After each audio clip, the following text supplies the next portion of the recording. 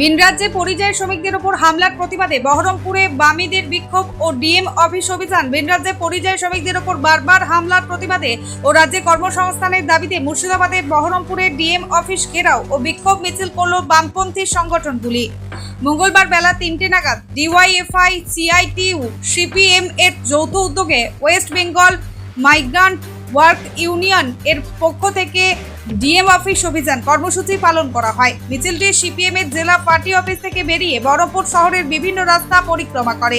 বিক্ষোভকারীদের মূল দাবি ছিল ভিন রাজ্যে পশ্চিমবঙ্গের পরিযায়ী শ্রমিকদের ওপর হওয়া হামলা ও নির্যাতন অবিলম্বে বন্ধ করতে হবে। নিজ রাজ্যে যেন শ্রমিকদের যথাযথ কর্মসংস্থানের সুযোগ তৈরি করা হয়। মিছিল বহরমপুর টেক্সটাইল কলেজের সামনে পৌঁছালে পুলিশের প্রথম ব্যারিকেডে বাধা দেওয়া হয়। অভিযোগ, ব্যারিকেড ভেঙে ফেলার পর পুলিশের সঙ্গে বিক্ষোভকারীদের ধস্তাধস্তি শুরু হয়। বেশ কিছুক্ষণ ধরে চলে উত্তেজনাকর পরিস্থিতি। পরবর্তীতে পরিস্থিতি শান্ত হলে বিক্ষোভকারীরা ডিএম অফিসের সামনে বসে ধর্নায় অংশ নেন এবং প্রতিনিধি দল প্রশাসনের হাতে দাবি সংবলিত স্মারকলিপি তুলে দেন। সিপিএম নেতৃত্ব জানান, বাংলার লক্ষ লক্ষ শ্রমিক ভিন রাজ্যে পাড়ি দেন জীবিকার সন্ধানে, কিন্তু সেখানে তাদের উপর অত্যাচার চালালেও রাজ্য সরকার নির্বিকার। আমরা চাই বাংলায় যাতে কাজের ব্যবস্থা হয়, শ্রমিকরা আর না পালিয়ে যেতে বাধ্য হন।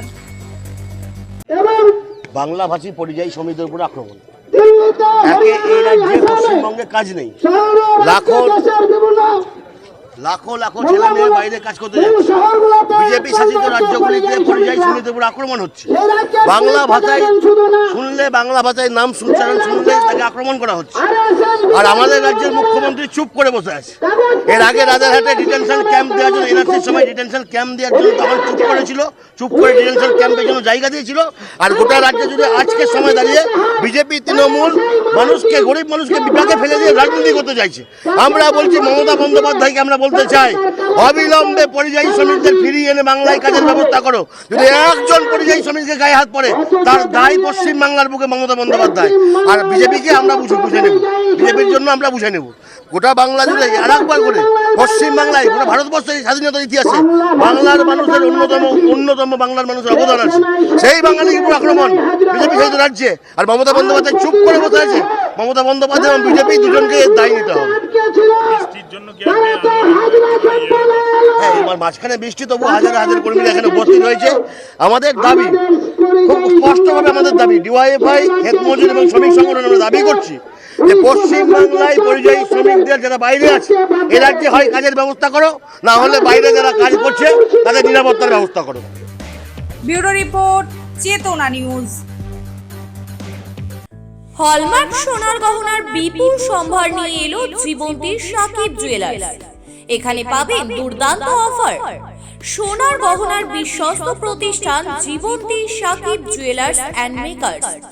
একাধিক আকর্ষণীয় সোনার গহনার নকশা নিয়ে হাজির সাকিব জুয়েলার্স।